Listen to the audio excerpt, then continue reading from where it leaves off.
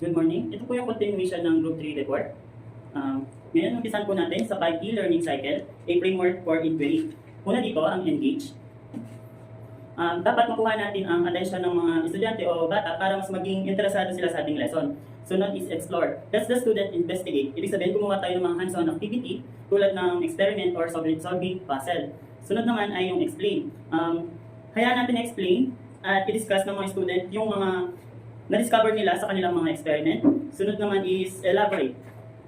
Mari na i-apply ng mga student yung kanilang natutunan sa kanilang experiment in real life situation. Ang sunod, evaluate. Dito, mapapakita ng mga student yung kanilang mga natutunan through tests, quizzes, or projects. Next, discrepant event engaging a motivation inquiry. Ibig sabihin, sa unang sentence, set up the discrepant event. Present an unexpected and paradoxical event to spark curiosity and motivate students to seek answer. Ibig sabihin, ang discrepant event, ito yung mga unexpected na mga activities na mapapamangha yung mga students. Sunod, students investigate the event. Ibig sabihin, hayaan natin yung mga estudyante na investigate yung mga experiment na binigay natin. For example, magbigay tayo sa kanila ng isang bottle na may tubig and card. Then, i-flip natin to. Then, sila na yung mag-isip kung ano yung dahilan bakit hindi natapon yung tubig. Sunod, students solve the discrepancy. Ibig sabihin, hayaan natin sila yung mag-isip kung bakit nga ba, walang dahilan, bakit hindi natapon yung tubig dun sa halimbawa natin na, or binigay nating experiment. Sunod naman dito, example of discrepant events, kagaya nga ng mga sinabi ko, ito yung mga unexpected projects na pwede natin ibigay sa mga students. Number 1, yung dancing salt. Yung naobserbahan ng mga student kung paano nga ba gumagalaw yung salt na gamit lang yung hot plate, then making ice disappear. Dito naman maaari nating halimbawa yung ice na turns into water. Sunod, appearing point and changing liquid gas to liquid. Ang halimbawa natin dito is yung condensation or yung water cycle. Next naman, evaluating students learning through inquiry.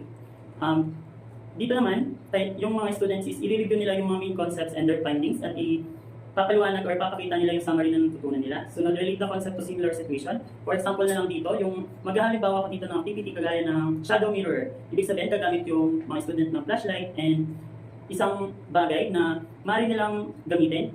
Dito, magandang halimbawa is yung phases of the moon. Sunod, site application of the concept into real world. Dito, ma-apply na nila yon yung shadow mirror sa phases of the moon. Yun lang po. Thank you. Good morning everyone. Mag-proceed tayo sa reflective teaching. Ang definition nito ay ganda is defined reflection of proactive, ongoing examination of beliefs and practices. Yung benefits niya, tinutulungan ng estudyante na mag-bridge yung gap and during the practices. Reflective teaching benefits to students. Una, critical analysis. Sa critical analysis, na-develop yung cognitive teaching ng mga students. Sa self-understanding, basta natututo silang mag-aaral sa sarili nila. Lifelong learning, yung skills na nakakuha nila, nadadala nila sa journey ng kanilang pag-aaral.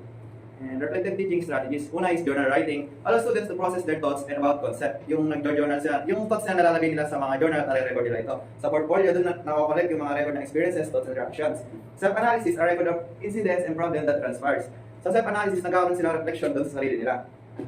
Integrated teaching. A teaching strategy plus together parts of the whole arrive a holistic view of reality. Integrated teaching level, values, concept, and level. Advantages of integrated teaching, meaningful content is presented the way in the real world. Nare-relate yung mga concept niya sa real world, kaya mas madaling makarelate yung mga students. And student-centered involves activity with the teacher as facilitator. Sa student-centered, sinahaya lang natin yung mga student na sila yung maka-access sa activity na tayo ay as observers. And multiple representation offers various ways of learners and demonstrate knowledge.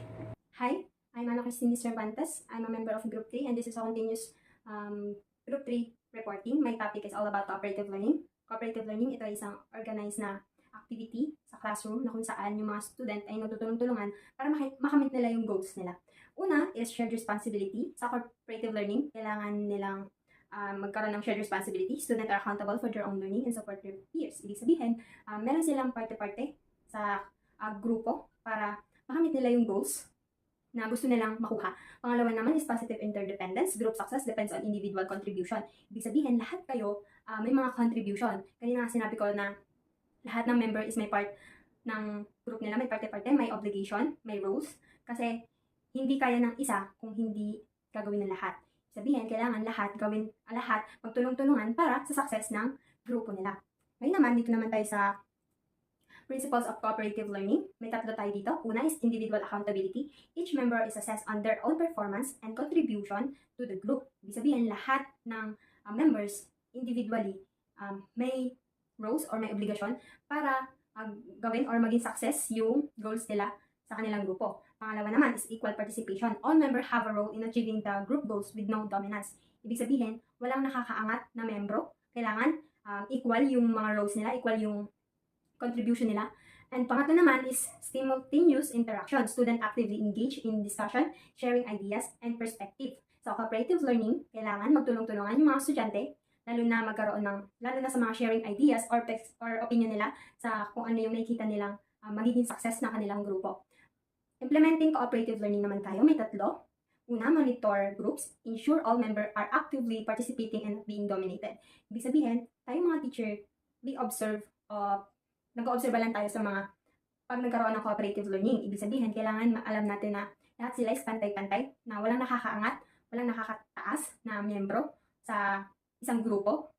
Pangalawa naman, give group credit, acknowledge the team effort, not just individual contribution. Yes, kasi kailangan yun na, for example, sa nagkaroon ng presentation, tayong mga teacher, dapat ina-acknowledge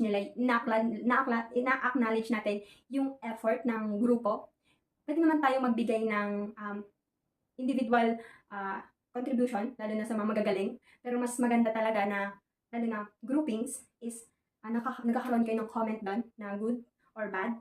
At para malaman din nila kung gaano sila kahusay doon sa group na yun. Kung maganda ba yung connection namin, like mas napalawak ba namin yung discussion, like ganun. Give credit. And pangatlo naman, rotate roles. Assign different roles within groups to encourage diverse participation. Yes, kasi mas maganda na hindi lang isa lang yung may alam doon sa role na yun, kundi dapat lahat. Para magkaroon din sila ng knowledge sa roles na yun and hindi sila ma-stop doon lang sa kung anong roles na binigay sa kanya. And dito, meron tayo yung engaging learning method sa cooperative learning. Una is simulations. Creative realistic scenarios to model real-life phenomena. Ito yung mga action or scenario na nagpapakita na totoo sa buhay ng mga tao. For example, sa tao, nagpapakita siya ng naglalakad, kumakain, or naglalaro. Kagaya kung sinisimultaneous mo yung bata or ina-act mo yung scenario ng bata, pinapakita nun yung realistic scenario ng isang bata. Or example, sa hayop, pinapakita kung ano ginagawa ng hayop, paano siya mag-hunt, or paano siya magtago kung siya ay prey. And yun, pinapakita yung mga realistic scenario doon. Simulations. Pangalawa naman, field trip. Experiential learning by visiting relevant location and observing phenomena. Yes, sobrang maganda ang field trip, lalo na kung historical or mas maganda talagang explain doon sa location na yon para mas lalo maintindihan pa ng mga bata or lalong malaman pa yung deeply meaning pag mas actual doon sa pinapakita mong location or gusto mong malaman ng mga estudyante. Yan. And ngayon naman, concept mapping, visualizing relationship between concept to promote understanding. Yes, ideas, mas maganda ma-visualize mga bata yung mga concept na yan. And a concept map consists of nodes or cell and link. The nodes contain the concept and are usually enclosed in a box or circle. The link are represented by arrow. The label in the link explains the relationship between the nodes. The arrow describes the direction of the relationship and is read like the sentence. Like example dito sa ating PPT. Yan, nakabilog ang unang trees. And this is the concept map. Nagkakaroon siya ng understanding na hindi lang isa yung